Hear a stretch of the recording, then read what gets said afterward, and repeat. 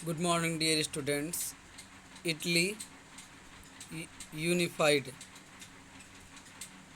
Like Germany, Italy had to a long history of political fragmentation. Germany की तरह Italy का भी राजनीतिक इतिहास कई टुकड़ों में बटा हुआ होना था। तो Italy had a long history of political fragmentation. तो अलग अलग डायनेस्टिक रूल्स थे इटली में भी। Italians were scattered over several dynastic states. Italians ये पूरा इटली बिखरा हुआ था, कई सारे डायनेस्टिक स्टेट थे, अलग अलग राजाओं का शासन था, प्रिंसली स्टेट था, as well as multinational Habsburg empire. तो ये मल्टी नेशनल हैब्सबर्ग एम्पायर के कंट्रोल में था। During the middle of the 19th century, middle 19th century के duration Italy was divided into 7 states. तो इटली 7 राज्यों में डिवाइड था। ऑफ विच ओनली वन, उसमें से खाली एक Sardinia Piedmont was ruled by an Italian princely house. इसमें से खाली एक सार्डिनिया पिडमोंट पे जो है इटालियन प्रिंस का जो है शासन था। The north was under Austrian Habsburg, और इटली का जो नॉर्थ साइड था वो ऑस्ट्रियन हैब्सबर्ग के कंट्रोल में था। The centre was ruled by the pope, और इटली का जो सेंटर वाला हिस्सा था इस पे पोप का शासन था। एंड साउदर्न रीजन, जो साउदर्न रीजन था इटली का, वर under the domination of bourbon king of Spain.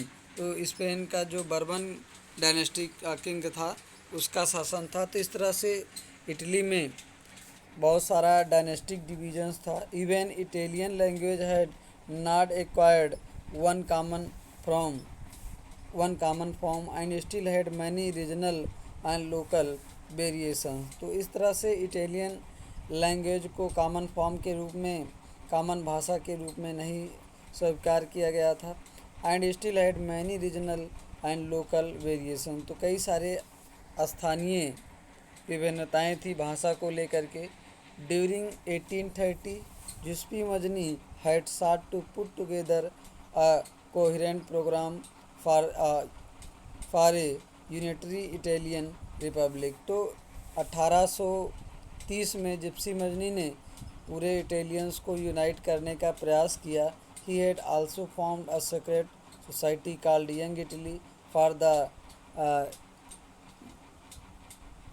The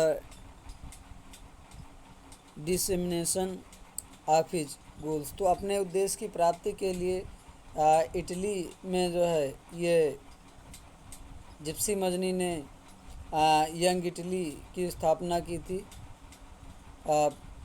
he had also formed a secret society called young Italy for the dissemination of his goals, अपने उद्देश्य की प्राप्ति के लिए।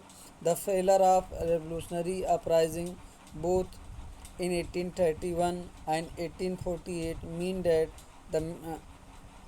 that the mantle now fell on Sardinia Piedmont under the ruler King Victor Emmanuel II। तो Italy में Gypsy मजनी के fail होने के बाद इटली को यूनिफाइड करने का जो काम आया वो सार्डिनिया पाइडमोंट के कंट्रोल में under the ruling king Victor Emmanuel second ने जो है यूनिफाइड करने का प्रयास किया। To unify the Italian states through war, युद्ध का सहारा लिया इन्होंने इटली को यूनिफाइड करने के लिए।